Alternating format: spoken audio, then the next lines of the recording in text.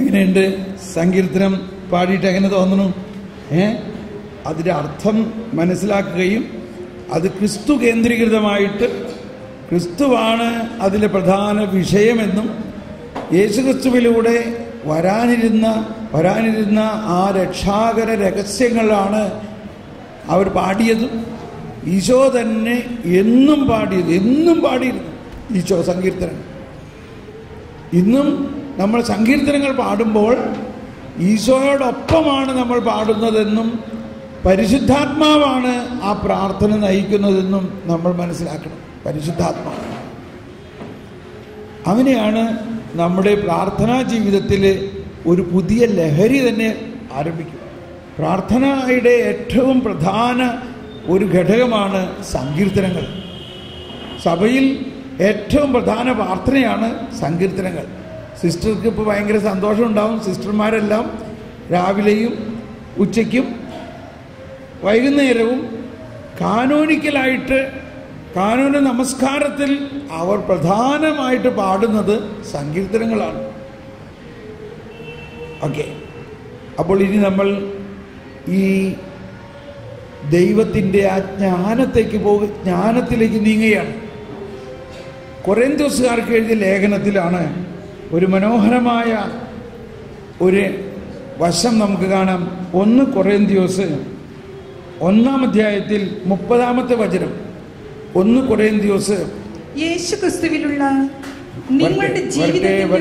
വരട്ടെ എല്ലാവരും ഒന്ന് എടുത്തേ. എല്ലാവരും എടുത്തോ. നിങ്ങളുടെ സ്വന്തം ബൈബിളിൽ നോക്കി ഒന്ന് വായിച്ചേ. 1 കൊരിന്ത്യർ 1-ാം അധ്യായത്തിൽ 30-ാമത്തെ വചനം. കിട്ടിയോ? ഇപ്പോഴും എടുത്തിട്ടില്ല, സാവധാനമാവട്ടെ. എടുത്തിട്ട് അവിടെ കളർ ചെയ്യുകയോ അടിവരയിടുകയോ ഒക്കെ ചെയ്യണം. കിട്ടിയോ? ഓക്കെ, ഇനി വായിക്കാം. യേശുക്രിസ്തുവിലുള്ള നിങ്ങളുടെ ജീവിതത്തിന്റെ ഉറവിടം അവിടുന്ന് തന്നെയാണ്. ദൈവം അവനെ നമുക്ക് ജ്ഞാനവും നീതിയും വിശുദ്ധീകരണവും പരിത്രാണവും ആക്കിയിരിക്കുന്നു. God has made him wisdom for us. ഒന്നിഞ്ഞ് എല്ലാവരും കരമുയർത്തി ശബ്ദമുയർത്തി ഒന്ന് ഏറ്റു പറഞ്ഞ് വായിച്ച ഈ വചനം. യേശുക്രിസ്തുവിലുള്ള നിങ്ങളുടെ ജീവിതത്തിന്റെ ഉറവിടം അവിടുന്നാണ്. ദൈവം അവനെ നമുക്ക് ജ്ഞാനവും നീതിയും വിശുദ്ധീകരണവും പരിത്രാണവും ആക്കിയിരിക്കുന്നു. ഇപ്പൊ ഇവിടെ നമ്മൾക്ക് നല്ല ഒരു ഡയറക്ഷൻ തരികയാണ്. യേശുക്രിസ്തുവിലുള്ള നമ്മുടെ ജീവിതം, അത് തന്നെ നമ്മൾ ആദ്യം മനസ്സിലാക്കണം. നമ്മളുടെ ജീവിതത്തിൻ്റെ ഉറവിടം ആരാണ്? എന്താണ്? നമ്മളെ ദൈവം എന്തിനു വേണ്ടി സൃഷ്ടിച്ചു? യുഗങ്ങളുടെ ആരംഭത്തിന് മുമ്പ് തന്നെ ദൈവം ക്രിസ്തുവിൽ നമ്മെ സൃഷ്ടിച്ചു എന്നാണ് പറഞ്ഞത്. അപ്പോൾ നമ്മുടെ ജീവിതത്തിൻ്റെ ഉറവിടം, ഉറവ എന്ന് പറഞ്ഞാൽ ഒരു കിണർ കുഴിച്ചു, കുറേ കുഴിച്ചു. എന്തിനാണ്? എവിടം വരെ കുഴിക്കും നമ്മൾ? ഉറവ കാണുന്നവരെ കുഴിക്കും. ഉറവ കണ്ടു കഴിഞ്ഞാൽ പിന്നെ കുഴിക്കാൻ പറ്റില്ല. പിന്നെ ഓടി അവിടെ നിന്ന് രക്ഷപ്പെടണം. അല്ലെങ്കിൽ വെള്ളം അതിനകത്ത് നിറഞ്ഞ് കുഴിക്കണ ആൾ വരെ ചിലപ്പോൾ മുങ്ങിപ്പോകാം. ഉറവ അങ്ങ് പൊട്ടിക്കഴിഞ്ഞാൽ പിന്നെ ഒരു കൺട്രോളും ഇല്ല. പിന്നെ ഈ കിണറ്റിൽ നിന്ന് അങ്ങ് കോരി കുടിച്ചാൽ മതി. ആ ഉറവ വന്നു കഴിഞ്ഞാൽ പിന്നെ അത് നിറഞ്ഞ് അതാണ് ഉറവ. ഈ ജീവജലത്തിൻ്റെ അരുവി എന്നൊക്കെ നമ്മൾ, അരുവി എന്ന് പറഞ്ഞാൽ എന്താ? നമ്മുടെ വീടിൻ്റെ അയലോക്കത്ത് കൂടി പോകണ ഒരു ചെറിയ തോട് മാതിരി നമ്മൾ ചിന്തിക്കണ അരുവി. ആ അർത്ഥത്തിലല്ല. അതാണ് മൂലവാക്യങ്ങളുടെ അർത്ഥം മനസ്സിലാക്കണം. നിങ്ങൾ ബാംഗ്ലൂരില്ലേ? ബാംഗ്ലൂർ എന്ന് പറഞ്ഞാൽ ഭാരതത്തിൻ്റെ റോം എന്നാണ് അറിയപ്പെടുന്നത്. ബാംഗ്ലൂർ എന്ന് പറഞ്ഞാൽ എന്താണ്? ഭാരതത്തിൻ്റെ റോമ നഗരമാണ്. ഇവിടെ ഒരു ആൾട്ടർനേറ്റ് റോഡിൽ പോയാൽ ഒരു മഠമോ ഒരു മൊണാസ്ട്രിയോ ഒക്കെ ഉണ്ടാവും, ഇല്ലേ? എന്ന് പറഞ്ഞാൽ സഭാപരമായ കാര്യങ്ങൾ പഠിക്കാനും പഠിപ്പിക്കാനുമുള്ള എല്ലാ സൗകര്യങ്ങളും ഉള്ള സ്ഥലമാണ്. ഇനി ഒന്നുമില്ലെങ്കിലും എത്ര നല്ല ബുക്ക് സ്റ്റാളുകളാണ്. ഞാൻ പണ്ട് ബിസിനസ് ചെയ്തിരുന്ന കാലഘട്ടത്തിൽ നിന്ന് ഈ സുവിശേഷ കാലഘട്ടത്തിലേക്ക് വരുന്ന സമയത്ത് എന്ന് നമ്മുടെ ബിസിനസ് നഷ്ടമായിരുന്നു. അപ്പോൾ ബാംഗ്ലൂർ വന്നു കഴിഞ്ഞാൽ ഇവിടെ നിന്ന് ഒരു കെട്ട് പുസ്തകമായിട്ടാണ് വരാം. അപ്പോൾ വത്സ പറയും, എൻ്റെ ദൈവമേ, ആ ഉള്ള കാശ് മുഴുവനും ആ പുസ്തകം മേടിച്ച് തീർത്തു. ഇവിടെ വീട്ടിൽ അരി മേടിക്കാനും ഇതൊക്കെ വേണമെന്നുള്ളത് അറിഞ്ഞൂടെ. ഞാൻ പറഞ്ഞു അതൊക്കെ എങ്ങനെയെങ്കിലും ഉണ്ടാവും, ഈ പുസ്തകം അവിടെയൊന്നും കിട്ടില്ല. ഇവിടെ സെൻറ്റ് പോളിലും ഏഷ്യൻ ട്രേഡിങ്ങിലും കയറി അവിടെ അരച്ച് കുടിച്ച് അവിടെ നിന്ന് നമുക്ക് പറ്റിയ നല്ല നല്ല പുസ്തകങ്ങളൊക്കെ വാങ്ങി ഒരു വലിയ കെട്ടുമായിട്ട് ഞാൻ എന്നും ബോംബെക്ക് പോയിരുന്നത്. എന്തോരു സൗകര്യങ്ങളാണ് നിങ്ങൾക്ക് ഇവിടെ ഉള്ളത്. ഇതൊന്നുമില്ല, കാശില്ലെങ്കിൽ ഏതെങ്കിലും കോൺവെൻറ്റിലോ അച്ഛന്മാരുടെ ഹൗസിലോ പോയിട്ട്, അച്ഛോ ഞാൻ ഇച്ചിരി നേരം ആ ലൈബ്രറിയിലൊന്നും ഇരുന്നോട്ടെ, പിന്നെ അല്ലാണ്ട് ആരും കയറാത്ത സ്ഥലമാണ്, ഈ പോയിരുന്നോ സുഖമായിട്ട്. നിങ്ങളൊന്ന് നോക്കിയേ, ഈ ലൈബ്രറി വെറുതെ വേക്കൻ്റ് ആയിട്ട് കിടക്കാല്ലേ? അവർക്ക് ഭയങ്കര സന്തോഷമായിരിക്കുള്ളൂ. നമ്മൾ ആരെങ്കിലും ലൈബ്രറിയിൽ കുറച്ചു നേരം ഇരുന്ന് 2 പുസ്തകം ഒന്ന് വായിച്ചോട്ടെ എന്ന് ചോദിക്കുകയാണെങ്കിൽ. ഞാനിത് പറയുമ്പോൾ നിങ്ങളുടെ ഉള്ളിൽ ഒരു പ്രകാശം ഉദിക്കുന്നുണ്ടോ ഇല്ലയോ? ഈ ബാംഗ്ലൂരിൽ കെട്ടിക്കിടക്കുന്ന ധനമാണത്. ഇത് ആരെങ്കിലും ഉപയോഗിക്കുന്നുണ്ടോ? ഇതല്ല, ഇവിടെ കുറേ വയസ്സായ അച്ഛന്മാരുണ്ട്. അവർ റോമിലും ബെൽജിയത്തിലും ഫ്രാൻസിലും ഒക്കെ പഠിച്ച് ഡോക്ടറേറ്റ് എടുത്ത് കഴിഞ്ഞ് അങ്ങ് ഡോക്ടറേറ്റ് ഒക്കെ എടുത്ത് കഴിഞ്ഞ സമയത്ത് ഇതൊക്കെ ഇവിടെ വന്ന് അങ്ങ് വിളമ്പാന്ന് ഉദ്ദേശിച്ചാണ് വന്നത്. വഴി ഇവിടെ വന്നിട്ട് ഇത്രയും വയസ്സായിട്ടും ആരും നമ്മളോട് വന്ന് ചോദിക്കുന്നില്ല എന്നാണ് അവർ പറഞ്ഞത്. തോമസ് പോളെ ഞാനൊരിക്കൽ, അച്ഛൻ്റെ പേര് നിങ്ങൾക്ക് അറിയാവുന്ന അച്ഛനായതുകൊണ്ട് പറയുന്നില്ല, 25 വർഷം മുമ്പ് ഞാൻ ബാംഗ്ലൂരിൽ അദ്ദേഹത്തെ കാണാനാണ് വന്നത്. അദ്ദേഹത്തിന് അത്ഭുതം തോന്നി, നീ എന്നെ കാണാൻ. ഞാൻ പറഞ്ഞു അച്ഛൻ എടുത്ത ഡോക്ടറേറ്റ് സബ്ജക്റ്റ് ഇന്നതാണ്. സബ്ജക്റ്റ് ഞാൻ പറയാം, destroy this temple I will rebuild in 3 days. ആ സബ്ജക്റ്റിനെ വെച്ചുകൊണ്ടാണ് അച്ഛൻ ഡോക്ടറേറ്റ് എടുത്തത്. ഇനി ആളെയും പറയുന്നത് ഇപ്പം എന്താ, ലൂയിസ് നേരെ പറമ്പിലച്ഛൻ, ലൂഷ്യസ് നേരെ പറമ്പിലച്ഛൻ. അപ്പോൾ അച്ഛന് ഭയങ്കര സന്തോഷമായി. കാരണം ഈ ഡോക്ടറേറ്റ് എടുത്ത പുസ്തകം അവിടെ ഇരുന്ന് പൂക്കളാണ്, ആരും അതിനെക്കുറിച്ച് സംസാരിക്കാൻ വന്നിട്ടില്ല. ഞാൻ പറയുമ്പോൾ ഇത്തിരി വിശദമായി പോകുന്നത് എന്നോട് ക്ഷമിക്കണം. ഞാൻ കുറേ സമയം അച്ഛനോട് ഈ സബ്ജക്റ്റിനെ കുറിച്ച് സംസാരിച്ച് അച്ഛനങ്ങ് വാതോരാതെ എന്നോടിത് പറഞ്ഞു. കാരണം ഇതൊക്കെ ആരോടെങ്കിലും പറയാൻ കിട്ടിയ ഒരു അവസരമാണ്. അപ്പോൾ അങ്ങനെ നോക്കുകയാണെങ്കിൽ ഈ ബാംഗ്ലൂര് എന്തോരം റിസോഴ്സുകളാണ് നമുക്കുള്ളത് പറയും. എത്ര പണ്ഡിതന്മാരായിട്ടുള്ള അച്ഛന്മാരും ഈവൻ സിസ്റ്റേഴ്സും ഒക്കെ ഉണ്ട് ഇവിടെ. പക്ഷേ നമ്മൾ അവരിലുള്ള ഈ ജ്ഞാനത്തെയോ ഇതൊന്നും നമ്മൾ കാണുന്നില്ല. ഇവിടെയുള്ള ലൈബ്രറികളിൽ പുരാതനമായിട്ടുള്ള, അല്ലെങ്കിൽ സെയിൻറ്റ് അഗസ്റ്റിൻ്റെയും സെയിൻറ്റ് തോമസ് അക്വീനാസിൻ്റെയും ഇവരുടെ എല്ലാം വളരെ വലിയ ജ്ഞാനം നിറഞ്ഞ പുസ്തകങ്ങളൊക്കെ ഉണ്ട്. ഇതൊന്നും നമ്മളാരും തേടി പോകാറില്ല. എന്തിനാ ഞാനിതൊക്കെ ഇപ്പോൾ പറഞ്ഞതിപ്പോൾ? എന്തിനാ ഇത് പറഞ്ഞേ? ഉറവിടം, ഉറവ ക്രിസ്തീയ ജീവിതത്തിൻ്റെ ഉറവ. നമ്മളത് അരുവിയാണെന്ന് വിചാരിച്ചിരിക്കണേ. അരുവിയല്ല, അത് ഉറവയാണ്. അങ്ങനെയുള്ള ഒരു ഉറവായെ നമ്മളുടെ ഭാവനയിൽ കാണണം. ആ ഉറവ ജോൺ പോൾ രണ്ടാമൻ മാർപ്പാപ്പ എപ്പോഴും പറയാറുള്ളൊരു വാക്കാണ് ദ ഇൻഎക്സോസ്റ്റബിൾ ആൻഡ് ഇൻഎക്സ്പ്രസബിൾ. ഈ 2 വാക്ക് പുള്ളിയുടെ എപ്പോഴും പറയണ വാക്കാണ്. ഡൊമിനും എത് വിവിഫിക്കാൻഡം എന്ന ചാക്രിയ ലേഖനമാണ് എന്നെ വളരെ ആകർഷിച്ച. പരിശുദ്ധാത്മാവിനെ കുറിച്ചുള്ള ചാക്രിയ ലേഖനത്തിൽ ജോൺ പോൾ രണ്ടാമൻ മാർപ്പാപ്പ എന്നും ഒരുപാട് പ്രാവശ്യം the inexhaustible source, the inexpressible fountain. അപ്പോൾ ഈ ക്രിസ്തീയ ജീവിതത്തിൻ്റെ ഉറവിടം, ഉറവ ആരാന്ന് അവിടെ പറയുന്നത്? കർത്താവ് ഈശോ മിശിഹാ തന്നെയാണ്. നമ്മുടെ ജീവിതത്തിൻ്റെ ഉറവിടം. ഇനി ഒന്നുകൂടി വായിച്ചേ, ഇത്രയും കേട്ടിട്ട് ഇനി ഒന്നുകൂടി വായിച്ചേ. യേശുക്രിസ്തുവിലുള്ള നിങ്ങളുടെ ജീവിതത്തിന്റെ ഉറവിടം അവിടുന്ന് തന്നെയാണ്. അവിടുന്ന് തന്നെ. ഇതാണ് നമുക്കുണ്ടാകേണ്ട ഏറ്റവും പ്രധാന ഒരു ഒരു രഹസ്യം. നമ്മുടെ ജീവിതത്തിൻ്റെ ഓഥർ, നമ്മുടെ ജീവിതത്തിൻ്റെ സ്രോതസ് ആരാണ്? കർത്താവ് ഈശോ മിശിഹാ തന്നെയാണ്. ഒരിക്കലൊരു സഹോദരി, അവരുടെ പേര് മാർഗരറ്റ് എന്നാണ്, പേര് പറയണതിൽ ബുദ്ധിമുട്ടില്ല. അവർ മിക്കവാറും എല്ലാ ദിവസവും ഞാൻ അവരോട് സംസാരിക്കും. അല്ലെങ്കിൽ അവർക്ക് ഉറക്കം വരാൻ, അവർക്കൊരു അസുഖമാണ്, അവർക്ക് ഭയാനകമായൊരു ഭയമാണ്. ഞാനൊരു 2 മിനിറ്റ് സംസാരിച്ച് കഴിയുമ്പോൾ ആ ഭയം പോയി, അവർ സുഖമായിട്ട് കിടന്നുറങ്ങും. വർഷങ്ങളായിട്ട്. അപ്പോൾ ഒരു ദിവസം എത്ര ഞാൻ പറഞ്ഞിട്ടും അവർക്കത് പോണില്ല, ഭയം. ഞാൻ പറഞ്ഞു, നീ എന്താ വിചാരിച്ചേക്കണേ? നിന്നെക്കുറിച്ച് റെസ്പോൺസിബിൾ അല്ല ഒരു ദൈവമുണ്ട്. God is responsible about you. എന്താ ഈ പറയണേ? ഞാനിത് ആദ്യമായിട്ടാണല്ലോ കേൾക്കണേ. നമ്മൾക്കല്ലേ നമ്മളെക്കുറിച്ചുള്ള റെസ്പോൺസിബിലിറ്റി. ഇതാണ് നമ്മൾ സാധാരണ ചിന്തിക്കണം. I am responsible.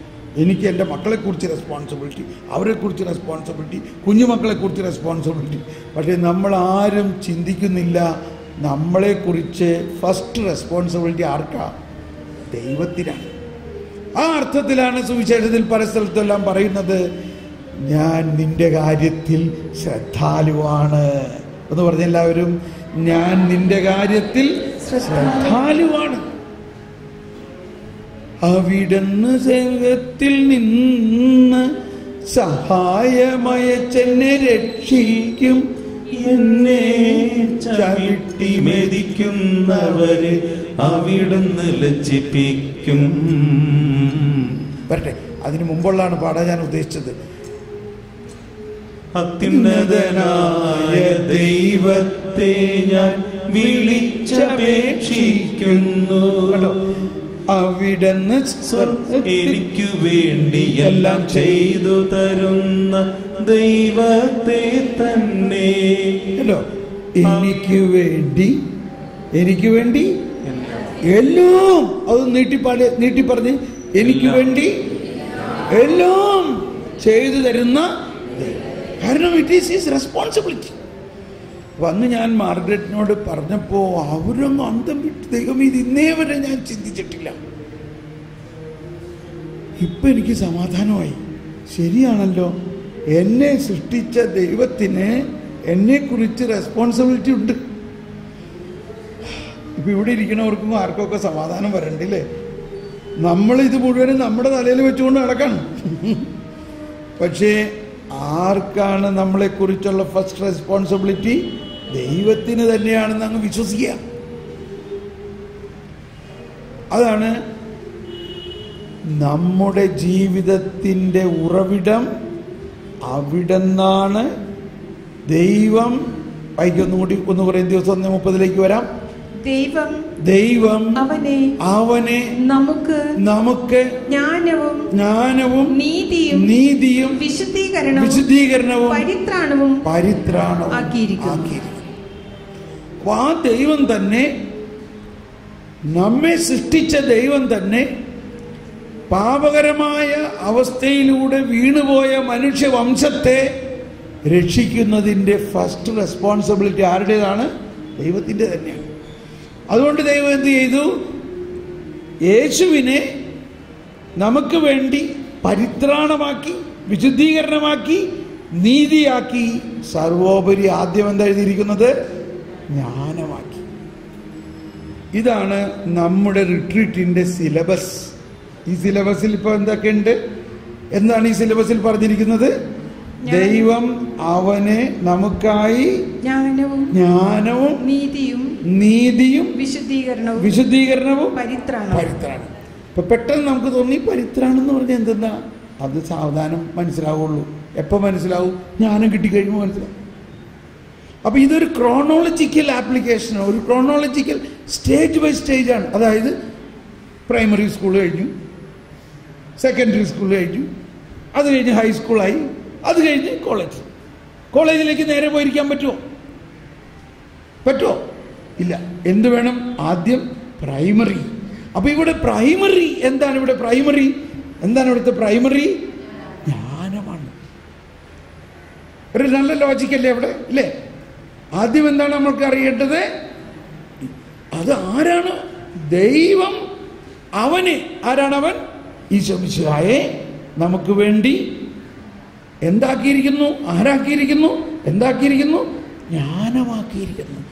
God made him wisdom for us. ഒന്നെല്ലാവരും പറഞ്ഞ ഇംഗ്ലീഷിൽ, God made him wisdom for us. ഇതെനിക്ക് ആദ്യം ഇംഗ്ലീഷിലാണിത് രജിസ്റ്റർ ആയത്. നമ്മളെപ്പോഴും ഇങ്ങനെ 2-3 ലാംഗ്വേജ് വായിക്കണം. ഇച്ചിരി ഗ്രീക്ക്, ലാറ്റിൻ, ഹീബ്രു ഒക്കെ പഠിക്കാൻ പറ്റുകയാണെങ്കിൽ അതിനൊക്കെ ഇവിടെ സൗകര്യമുണ്ട്. ഇവിടെ എന്തോരം പ്രൊഫസർമാരാണ്, ലാംഗ്വേജ് എക്സ്പെർട്ട് ആയിട്ടുള്ളവർ. ഹീബ്രു പ്രൊഫസർമാരുണ്ട്, ഗ്രീക്ക്, ലാറ്റിൻ പഠിപ്പിക്കുന്നവരുണ്ട്. അവരാരെങ്കിലും കണ്ടുപിടിച്ചിട്ട് അച്ചോ അറ്റ്ലീസ്റ്റ് ഒരു 10 വാക്കെങ്കിലും എന്നെ ഒന്ന് പഠിപ്പിക്കുക. അതിൻ്റെ മൂലർത്ഥം പഠിക്കുമ്പോഴാണ് നമ്മൾ അത്ഭുതപ്പെടേണ്ട. കർത്താവ്, ഇത്രയും നാളും നമ്മൾ എന്താ വിചാരിച്ചു കൊണ്ടിരുന്നത്? ഉദാഹരണം, സ്നേഹം എന്നൊരു വാക്ക് തന്നെ മലയാളത്തിൽ എല്ലാത്തിനെയും സ്നേഹമാണ്. കന്നുകാലിനെ സ്നേഹിക്കണതിന് സ്നേഹം എന്നാ പറയണല്ലേ? ആണോ അല്ലയോ? ദൈവത്തെ സ്നേഹിക്കുന്നതിന് സ്നേഹം എന്നാ പറയണത്. സഹോദരനെ സ്നേഹിക്കുന്നതിന് സ്നേഹം എന്നാ പറയണത്. കാമുകിയെ സ്നേഹിക്കുന്നതിന് സ്നേഹം എന്നാ പറയണത്. ജഡികാസക്തിയിൽ സ്നേഹിക്കുന്നതിനും സ്നേഹം എന്നാ പറയുന്നത്. പക്ഷേ ബൈബിൾ ഗ്രീക്ക്, ലാറ്റിനിലൊക്കെ നോക്കുമ്പോൾ അതെല്ലാത്തിനും വ്യത്യസ്ത വാക്കുകളാണ്. അപ്പോഴാണ് നമുക്ക് മനസ്സിലാവുന്നത് ആ സ്നേഹവും ഈ സ്നേഹവും തമ്മിൽ വ്യത്യാസമുണ്ട്. അപ്പം ഇത് നിങ്ങൾ ബാംഗ്ലൂരുകാരായതിൻ്റെ പേരിൽ നിങ്ങൾക്കുള്ള അഡീഷണൽ അഡ്വാൻറ്റേജുകളാണ്. ഇവിടെ നിരവധി പ്രൊഫസർമാരുണ്ട്, ഇതിൽ എക്സ്പെർട്ടായിട്ടുള്ളവർ. അവിടെ ഒന്നും ക്ലാസ്സിലൊന്നും പോകുന്നുമുണ്ട്. അവരോട് ഇച്ചിരി നേരം ഒന്ന് ഫോൺ ചെയ്തിട്ട്, അച്ഛോ ഞങ്ങൾക്ക് അച്ഛനെ ഒന്ന് കാണണം, അച്ഛൻ ഗ്രീക്കിൻ്റെ വലിയ നമുക്കൊരു 10 വാക്ക് എന്നെ ഒന്ന് പഠിപ്പിച്ചാൽ ചോദിച്ചു നോക്ക്. എൻ്റെ അഭിപ്രായത്തിൽ അവർക്ക് ഭയങ്കര സന്തോഷമായിരിക്കും. കാരണം ആദ്യമായിട്ടാണ് അങ്ങനെ ഒരാൾ വന്ന് നമ്മുടെ അടുത്ത് ചോദിക്കണത്. മാതാവിനെ കുറിച്ച് ഗ്രീക്കിൽ എന്താ പറയണേ? മാതാവിനെ കുറിച്ച് കൃപ നിറഞ്ഞവളെന്ന് ഗബ്രിയേൽ മാലാഖ വന്ന് പറഞ്ഞതിൻ്റെ ഗ്രീക്ക് എന്താണ്? അപ്പോൾ നമ്മൾ ഉദ്ദേശിക്കുന്ന മാതിരിയൊന്നുമല്ല അതിനർത്ഥം വരണത്. ഇതൊക്കെ ഞാനിങ്ങനെ നിങ്ങൾ ബോറടിക്കാതിരിക്കാൻ വേണ്ടി കൂടി പറയാണ്. ആദ്യത്തെ ദിവസം ഭയങ്കര ബുദ്ധിമുട്ടാണ്. ഉദാഹരണം പറയാണ്. മലയാളത്തിൽ ഒരു വാക്കാണ്, സുവിശേഷത്തിലെ വാക്കാണ് അണലി സന്തതികളെ. ഇത് കേട്ടാൽ ഒരു വാത്സല്യം തോന്നുന്നുണ്ടോ? വാത്സല്യം തോന്നുന്നുണ്ടോ? തോന്നുന്നില്ല. എന്തുകൊണ്ടാണ്? നമ്മുടെ അകത്ത് അതിൻ്റെ ഒരു പ്രിയാനും അതിന് വേറെ ഒരു ധ്വനി നമ്മുടെ ഉള്ളിൽ കിടക്കുന്നുണ്ട്. അത് ബൈബിളിൽ നിന്നുള്ളതല്ല, അത് ലോകത്തിൽ നിന്നുള്ള ഒരർത്ഥമാണ്. എന്നാൽ ഞാനൊരിക്കൽ എപ്പോഴും പറയാനുള്ളൊരു ഉദാഹരണമാണ്. തമിഴ്നാട്ടിലെ അച്ഛന്മാരെ ധ്യാനിപ്പിക്കുമ്പോൾ അന്നത്തെ കുർബാനയിൽ, അപ്പോൾ കുർബാന തമിഴിലായിരുന്നു. അപ്പോൾ ഇവിടെ നിങ്ങൾക്ക് കുറച്ചൊക്കെ തമിഴ് അറിയാമല്ലോ. കുർബാന തമിഴിലായിരുന്നു. എന്നെ അങ്ങ് അതിശയിപ്പിച്ചു. കുർബാനയിൽ അച്ഛൻ വേദപുസ്തകം വായിക്കുകയാണ്. അണലിപ്പാമ്പിൻ പൈതങ്ങളെ നിങ്ങൾ എപ്പിടി നന്മ ചെയ്യ മുടിയും? ഹലോ, അണലി സന്തതികളെ നിങ്ങൾക്ക് നന്മ ചെയ്യാൻ എങ്ങനെ കഴിയും എന്നതിൻ്റെ തമിഴ് ട്രാൻസ്ലേഷനാണ്.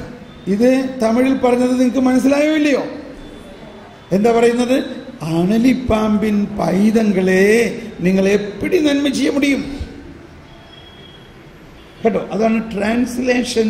നമ്മൾ പല ഭാഷകൾ കൈകാര്യം ചെയ്യണം. ബൈബിൾ മലയാളത്തിന് വളരെയധികം പരിമിതികളുണ്ട്. മലയാള ഭാഷ പല വാക്കുകൾക്കും മലയാളത്തിൽ വാക്കില്ല.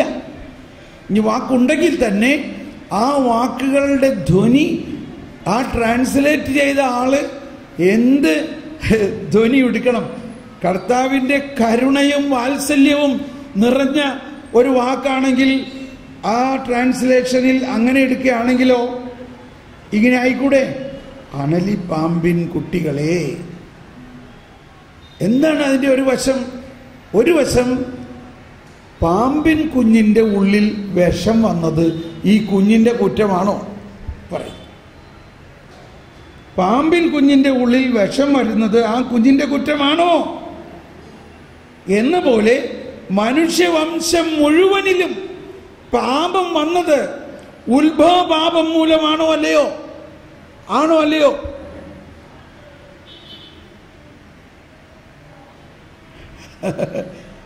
ആ ഉത്ഭവ പാപം ഉണ്ടായിരിക്കെ ആർക്കെങ്കിലും നന്മ ചെയ്യാൻ പറ്റുമോ? പറ്റുമോ? പറ്റില്ല. അതുകൊണ്ടാണ് ദൈവം തൻ്റെ ഉത്തരവാദിത്വത്തിന്റെ ഭാഗമായിട്ട് കർത്താവ് യേശു മിശിഹായെ അയച്ചുകൊണ്ട് ലോകത്തിന്റെ പാപം നീക്കുന്ന ദൈവത്തിന്റെ ചെമ്പരാട്ടിൻകുട്ടിയായ ഈശോ തമ്പുരാൻ എന്താണ് നീക്കിയത്? ലോകത്തിന്റെ ഭൂലോക പാപം നീക്കുന്ന ദൈവത്തിന്റെ ചെമ്പരാട്ടിൻകുട്ടി. ഈ പ്രപഞ്ചം മുഴുവനിലുമുള്ള സകല മനുഷ്യരുടെയും പാപം യേശു ക്രിസ്തു ഏറ്റെടുത്തുവോ? ഏറ്റെടുത്തുവോ? ഏറ്റെടുത്തു. എന്തുകൊണ്ട് ഏറ്റെടുത്തു? ഒരു മനുഷ്യൻ മൂലം പാപമുണ്ടായി. അതാരാണ്? ആദം. ആ മനുഷ്യൻ മൂലം വന്ന പാപത്തെ മറ്റൊരു മനുഷ്യൻ മൂലം നീതീകരിച്ചു. അതാരാണ്? രണ്ടാം ആദമായ ഈശോ മിശിഹ. അപ്പൊ ഞാൻ ഇത്രയും പറഞ്ഞത് ബൈബിള് പഠിക്കുമ്പോൾ ശ്രദ്ധിക്കേണ്ട ഒരു കാര്യമാണ്. ആ വാക്കിൻ്റെ യഥാർത്ഥ അർത്ഥം മലയാളത്തിൽ മാത്രം മനസ്സിലാക്കിയാൽ പോരാ, മറ്റ് ഭാഷകളിൽ മനസ്സിലാക്കണം, മൂല ഭാഷകളിൽ മനസ്സിലാക്കണം. അതിന് ബാംഗ്ലൂരിലെ പോലെ സൗകര്യം ഈ ഭാരതത്തിൽ വേറെ എങ്ങും ഇല്ല എന്നുള്ളത് മനസ്സിലാക്കണം. ഒരുപക്ഷെ ഇതിൻ്റെ തന്നെ പുസ്തകങ്ങളും ഉണ്ടാകാം, ബൈബിൾ പദങ്ങളുടെ മറ്റ് പരിഭാഷകൾ എന്ന് പറഞ്ഞിട്ടുള്ള പുസ്തകങ്ങളുണ്ടാകാം. ഇല്ലെങ്കിൽ അങ്ങനെ ഒരു ചെറിയ നോട്ട് ബുക്ക് നിങ്ങൾ ഉണ്ടാക്കിയാലും ദൂഷ്യമൊന്നുമില്ല. നമ്മൾ എന്തെല്ലാം പ്രാർത്ഥനകൾ അടിച്ചിറക്കുന്നു, അതിൻ്റെ കൂടെ വേറൊരെണ്ണം കൂടി അങ്ങ് അടിച്ചിറക്ക്. എന്താ? ഗ്രീക്ക്, ഹീബ്രു, ഗ്രീക്ക്, ലാറ്റിൻ, ഈ 3 ഭാഷയിൽ മലയാളത്തിലൊരു പദത്തിന് ഇന്ന വാക്കുകൾ, അതിൻ്റെ മൂലാർത്ഥം നമ്മളിവിടെ മലയാളത്തിൽ ഉള്ളതിൽ നിന്നും വ്യത്യസ്തമായിട്ട് എങ്ങനെയാണെന്ന് ഒന്ന് എഴുതിയിട്ട് ഒരു ലീഫ്ലെറ്റ്, ഒരു ചുമ്മാ ഒരു കടലാസെങ്കിലും അടിച്ചിറക്കുകയാണെങ്കിൽ ഇതിനകത്ത് 1000 വാക്കുകൾ എഴുതാൻ പറ്റും. അത്രയൊക്കെ മതി നമുക്കിത് മനസ്സിലാകാൻ. ഒരു 100 വാക്കെങ്കിലും പഠിച്ചാൽ മതി. ഓക്കെ, അപ്പം ഇതൊക്കെ നിങ്ങൾക്ക് ഹോംവർക്കിനുള്ള വകുപ്പുകൾ കാണിച്ചു തരികയാണ്. അപ്പോൾ ഈശോ കുറിച്ച് പറയുകയാണ്, ദൈവം അവനെ, ഒന്ന് പറഞ്ഞേ, ദൈവം അവനെ നമുക്കായി ജ്ഞാനവും നീതിയും വിശുദ്ധീകരണവും പരിത്രാണവും ആക്കിയിരിക്കുന്നു. അപ്പൊ ഞാനിത് പറഞ്ഞു വന്നത്, ഈ പരിത്രാണം എന്നുള്ളതിന്റെ വാക്ക് അർത്ഥം നമുക്ക് സാധാരണ മനസ്സിലാവുന്നുണ്ടോ? നമുക്ക് മനസ്സിലാവില്ല. പക്ഷെ എപ്പോൾ മനസ്സിലാവും? ഈ പ്രൈമറി സ്കൂൾ കഴിഞ്ഞ് സെക്കൻഡറി സ്കൂൾ കഴിഞ്ഞ് ഹൈസ്കൂൾ കഴിഞ്ഞ്, കണ്ടോ ഇവിടെ 4 സ്കൂളാണ് ഇവിടെ കാണുന്നത്. എന്താണ് ഫസ്റ്റ് സ്കൂള്? ജ്ഞാനം, അല്ലേ? ജ്ഞാനം. അത് കഴിഞ്ഞിട്ട് എന്താണ്? നീതി. നീതി എന്ന് പറയുന്നത് ദൈവനീതിയാണ്. പെട്ടെന്നൊരു സൂചന തരികയാണ്. നമ്മൾ ചിന്തിച്ചിരിക്കുന്ന നീതി എന്താ? തെറ്റ് ചെയ്യുന്നവൻ ശിക്ഷ കിട്ടും, തെറ്റ് ചെയ്യുന്നവന് ശിക്ഷ കിട്ടും. ഇതല്ല, നേരെ ഓപ്പോസിറ്റാണ്. ദൈവനീതി എന്ന് പറയുന്നത് തെറ്റ് ചെയ്യുന്നവനെ ആ തെറ്റിന്റെ ശിക്ഷയും ശാപവും കർത്താവ് ഈശോ മിശിഹ ഏറ്റെടുത്തുകൊണ്ട് അവനെ സ്വതന്ത്രമാക്കുന്നതാണ് ദൈവനീതി. ഇപ്പൊ നമ്മുടെ മകൻ പിള്ളേർ സ്കൂളിൽ വിട്ട് വന്നു, അവരുടനെ കളസം മാറി എന്ന് പറഞ്ഞ ഡ്രസ്സൊക്കെ മാറി കളസം ഇട്ടുകൊണ്ട് പന്ത് കൊടുത്തുകൊണ്ട് കളിക്കാൻ പോയി. വല്ലവരും പിടിച്ചാൽ കിട്ടുമോ? അവന് എവിടെ അന്വേഷിച്ചാൽ കിട്ടും. അവൻ പാടിച്ച് കൂട്ടുകാരുടെ കൂടെ കളിച്ച് ഒറ്റടി അടിച്ചപ്പോൾ അടുത്ത വീട്ടിലെ ഗ്ലാസ് വിൻഡോ ഉടച്ചോ ഇല്ലയോ? സ്വാഭാവികമല്ലേ ഇത്? ഈ ഗ്ലാസ് വിൻഡോ ആരുടെ വീട്ടിൽ ഉടച്ചോ? അയാൾ ഭയങ്കര എങ്ങാണ്ടൊക്കെ പോയി സ്പെഷ്യലായിട്ട് ആർട്ടിസ്റ്റിനെ കൊണ്ട് പെയിന്റ് ചെയ്യിപ്പിച്ചിരിക്കുന്ന ഒരു ഗ്ലാസ് വിൻഡോ ആണ്.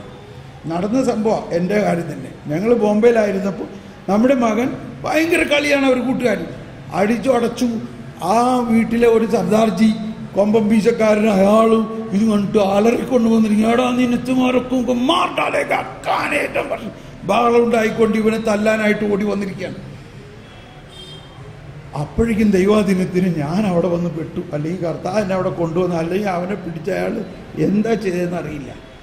ഇപ്പം നമ്മൾ എന്ത് ചെയ്യണം? ഇവിടെ നമ്മൾ എന്ത് വേണം? നല്ല അടി കൊടുത്തോട്ടെ. ഇവനോട് ഞാൻ 100 പ്രാവശ്യം പറഞ്ഞിട്ടുള്ളതാണ്, ഇങ്ങനെ കുസൃതി കാണിക്കരുത്, നല്ല അടി കൊടുക്ക് സർദാർജി, അടിക്കവനാ, അങ്ങനെ പറയോ? അതോ നമ്മൾ എന്ത് പറയും? അതെ സാറ് ക്ഷമിക്കണം സാറേ, അത് എൻ്റെ മകനാണ്, അതെൻ്റെ മകനാണ്, അവൻ അങ്ങനെ ഒരു തെറ്റ് ചെയ്തു പോയി, അതിനെന്താ പരിഹാരം എന്ന് പറഞ്ഞാൽ ഞാൻ ചെയ്തോളാം. ഇപ്പൊ ഇയാൾ പെട്ടെന്ന് തണുത്തോ? ഇയാളുടെ ദേഷ്യം തണുത്തോ ഇല്ലയോ? അപ്പൊ ഇയാൾ വീണ്ടും പറയും, ഞാൻ എന്തോരം കഷ്ടപ്പെട്ടുണ്ടാക്കിയതാണ്, ഇതിന് 10,000 രൂപ ചെലവായത്. മനസ്സിലാക്കാം, പക്ഷെ എന്ത് ചെയ്യാം? പിള്ളേരല്ലേ, അവർക്ക് അറിയില്ല. പിതാവേ, അവർ അറിയില്ലാതെ ചെയ്തതാണ്, അവരോട് ക്ഷമിക്കണേ. അതാണ് ദൈവനീതി. അപ്പൊ എന്തു ചെയ്തു? ഞാൻ അയാളോട് പറഞ്ഞു, സാറേ 10,000-ന് 12,000 രൂപ ഞാൻ തന്നേക്കാം, കാരണം എൻ്റെ മകനാണ്, അതുകൊണ്ട് അവനെ ഒന്നും ചെയ്യരുത്. ഇപ്പോ കേസ് തള്ളിപ്പോയോ? കേസ് തള്ളിക്കളഞ്ഞോ? കേസ് അവസാനിച്ചോ? കേസ് അവസാനിച്ചു. കേസില്ല, ഇനി കേസ് ക്യാൻസലായി. ഇതാണ് ദൈവനീതി എന്ന് പറയുന്നത്.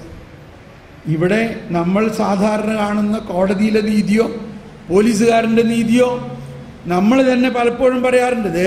ഞാൻ ഒരു പ്രാവശ്യം പുറത്തു, ഞാൻ വീണ്ടും പറയൂല കേട്ടോ, ഇനി ചെയ്യുകയാണെങ്കിൽ നല്ല അടി വെച്ചിട്ടു. ഇത് ദൈവനീതി അല്ല, അതല്ല നീതി. ഇനി അതിനെക്കുറിച്ച് നമുക്ക് വിശദമായിട്ട് പഠിക്കാം. ഒരു സൂചന തന്നതാണ്. അതുകൊണ്ടാണ് കർത്താവ് ഈശോ മിശിഹാ പറഞ്ഞത്, ആദ്യം നിങ്ങൾ എന്ത് പഠിക്കണം? ദൈവരാജ്യവും ദൈവനീതിയും എന്തെന്ന് പഠിക്കണം. നമ്മൾ ചെറുപ്പം മുതൽ പഠിപ്പിച്ചേക്കണം എന്താ? ഒന്നുള്ളതിനെ ഒലക്ക കൊണ്ട് അടിക്കണം. ഇപ്പൊ 1, 2 ഉള്ളൂ, അപ്പൊ 2 ഒലക്ക വേണം. അടിച്ച്, പിള്ളേരാണെങ്കിൽ അടിച്ച് ഇത് ചെയ്യണം. അഡോൾഫ് ഹിറ്റ്ലറിന്റെ അപ്പൻ ഇതേമാതിരി അടിച്ച് വളർത്തിയവന് അടിച്ച് കെട്ടിയിട്ട് അടിച്ചു, കുഴഞ്ഞു വീഴുന്നവരെ അടിച്ചു, ചാട്ട കൊണ്ട് അടിച്ചു.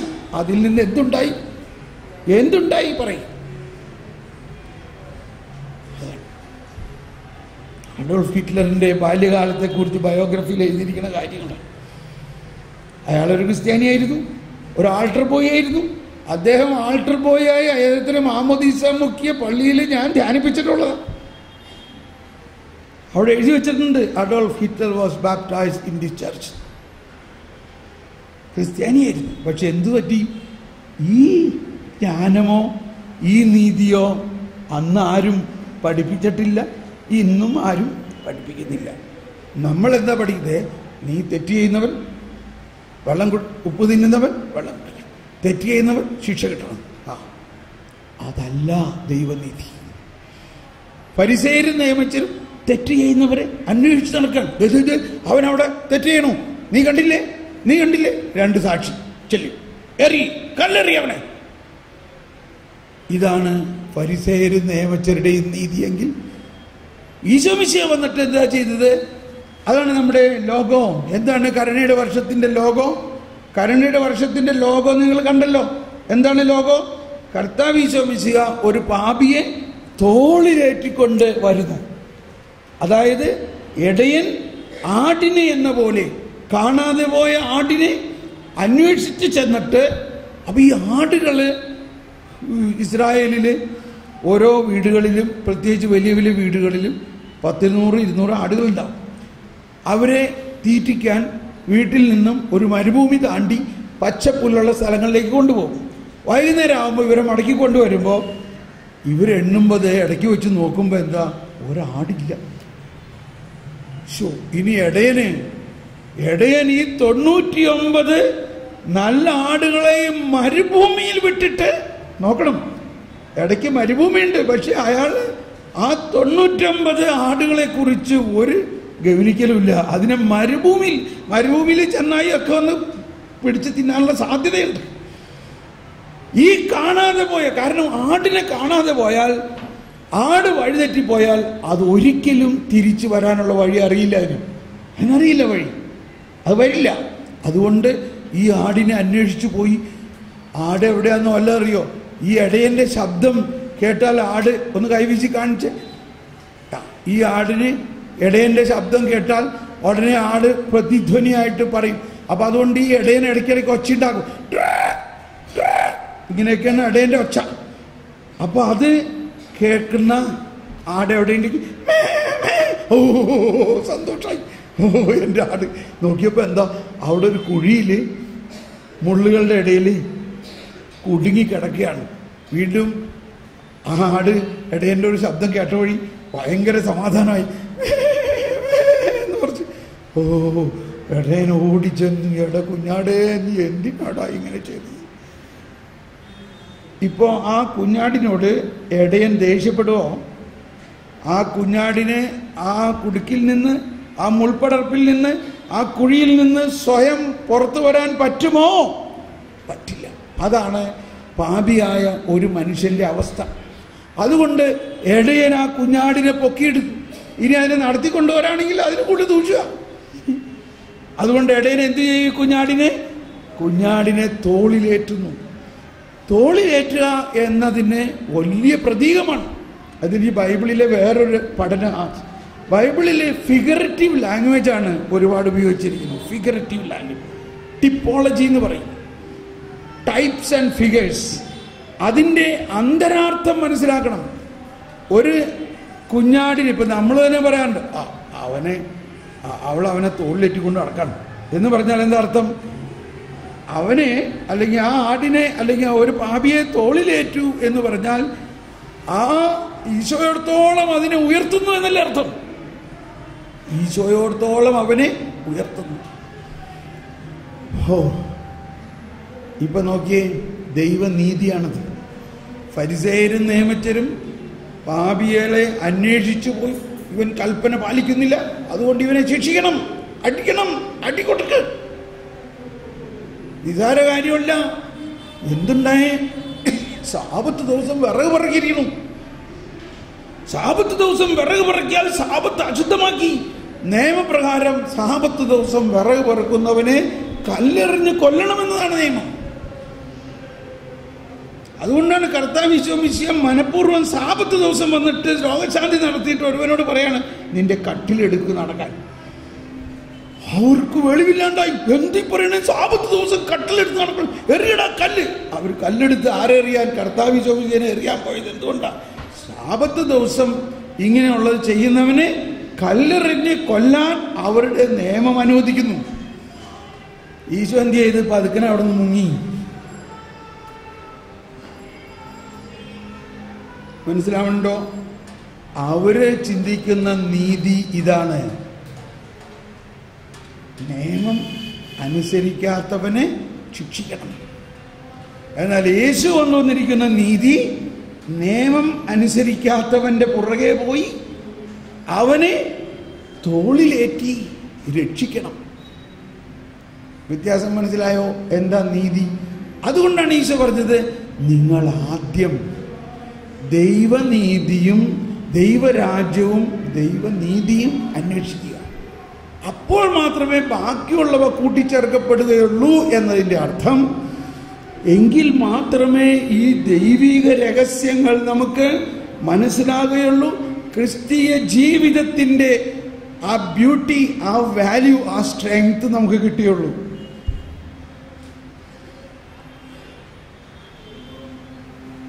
മറിച്ച് കുട്ടികളെയോ ഭാര്യ ഭർത്താവിനെയോ ഭർത്താവ് പറഞ്ഞ് നീ തെറ്റാ ചെയ്തു, നല്ല അടി കിട്ടും എന്ന് പറയുമ്പോൾ ഈ വിശ്വാസ പ്രമാണത്തിന് യാതൊരു അർത്ഥമില്ല.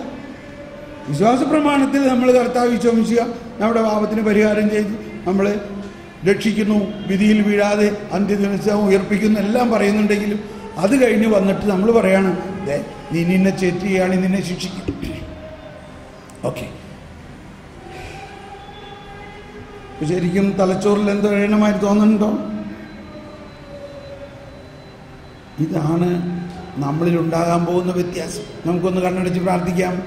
എന്നിൽ വസിക്കുന്ന പരിശുദ്ധാത്മാവേ, എനിക്ക് വേണ്ടി പ്രാർത്ഥിക്കണമേ. എനിക്ക് അറിഞ്ഞുകൂടാ, ഇയാള് പറയണത് ശരിയാണോ എന്ന് എനിക്ക് അറിഞ്ഞുകൂടാ.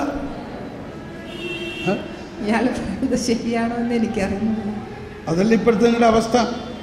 നമ്മൾ വലിയ വലിയ ധ്യാനഗുരുക്കന്മാർ, അച്ഛന്മാരെല്ലാം പറഞ്ഞേക്കണത് തെറ്റ് ചെയ്യുന്നവനെ അടിച്ചു വളർത്തണമെന്നല്ല, ശിക്ഷ ഉണ്ടാവുന്നല്ല. കെടാത്ത തീയിലും പുഴുവൊക്കെ നിങ്ങൾ തിന്നുന്നാണ് നമ്മൾ കേട്ടേക്കണത് അല്ലേ? അങ്ങനെ പാപി നരകത്തിൽ പോകുന്ന കേട്ടേക്കണത് ഇല്ലേ? പാപി നരകത്തിൽ പോകുന്നല്ലേ നമ്മൾ കേട്ടേക്കണേ? ഒന്ന് പറഞ്ഞേ, ആണോ അല്ലയോ? പാപിയെ നരകത്തിൽ കൊണ്ടുപോകാനാണോ കർത്താവ് യേശു വന്നത്? പിന്നെ എന്തിനാ കർത്താവ് യേശു വന്നത്? പാപിയെ അവരുടെ പാപത്തിൽ നിന്ന് കർത്താവ് തന്നെ പരിഹാരം ചെയ്ത് അവന്റെ പാപം കർത്താവ് യേശു ഏറ്റെടുത്ത് അവനെ അതിൽ നിന്ന് മോചിപ്പിച്ച് അവനെ തോളിലേറ്റി എവിടെ കൊണ്ടുപോകും? സ്വർഗത്തിൽ കൊണ്ടുപോകും. പെട്ടെന്നൊരു ആശയം കൂടി വരണ്ട. ഉദാഹരണത്തിന്, ഞാനൊരു മഹാപാപിയാണെന്ന് ധരിച്ചു. ഞാൻ ദൈവത്തെ തിരസ്കരിച്ചുകൊണ്ടും മാരകമായ പാപത്തിൽ ജീവിക്കുന്നു. ഞാൻ ഏതാണ്ട് മരിക്കാറായിട്ടുണ്ടെന്ന് വിചാരിച്ചോ. ഇപ്പൊ ഞാൻ എവിടെ പോകും? ഞാൻ നരകത്തിൽ പോവില്ലേ? രണ്ട് ചേട്ടന്മാരൊന്നുകൊണ്ട് വരാമോ? ചേട്ടന്മാർ വേറൊരു ചേട്ടനും വന്നേ, വായോ ചേട്ടന്മാർ വാ, ഇവിടെ ഒരു ഡ്രാമ കാണിക്കാൻ പോവാ. ഇതാ ഒരു ഡ്രാമ. എൻ്റെ രണ്ട് വശവും പിടിച്ചു പിടിക്കണം. പക്ഷെ ഇവിടെ റോള് രണ്ടും വ്യത്യസ്തമാണ്. ഇദ്ദേഹം പിശാചിന്റെ റോളിലാണ് ഇപ്പോൾ കേട്ടോ. കണ്ടോ, എന്നെ ഇങ്ങനെ പിടിച്ചോളാം. ഇപ്പൊ പിശാച് എന്നെ പിടിച്ച് നരകത്തിൽ കൊണ്ടുപോകാൻ പോവുക. ഇത് നോക്കി നിൽക്കുന്ന കത്തോലിക്ക സഭയാണിത്. ഇതാരാണ്? കത്തോലിക്ക സഭ. 5 ലക്ഷത്തിലധികം വൈദികർ, കോടാനുകോടി അൽമായര്, പരിശുദ്ധ പിതാവ്, സർവോപരി മാതാവും ഔസേ പിതാവും, ഇവരെല്ലാവരും. എന്നെ പിശാച് എന്നെ പിടിച്ചോ, ശ്രദ്ധിച്ചോ, നല്ല ശക്തിയിൽ വലിച്ചേക്കണം. അപ്പൊ പറയും വലിയ ശക്തിയൊന്നും വേണ്ട, ഞാൻ വിശ്വസിച്ചാൽ മതി, ഞാൻ ഇങ്ങോട്ട് പോന്നോളൂ എന്ന് പറയില്ലേ? ഇപ്പൊ ഇവിടെ പിശാച് എന്നെ പിടിച്ച് നരകത്തിൽ കൊണ്ടുപോകാനായിട്ട് എല്ലാ പണിയും ചെയ്യാണെന്ന് വിചാരിച്ചോ? ചെയ്യും ഇല്ലേ? ഞാൻ നരകത്തിൽ പോകുമോ? എന്തുകൊണ്ട് പോകില്ല? ഇവിടെ ആരാ നിൽക്കുന്നത്?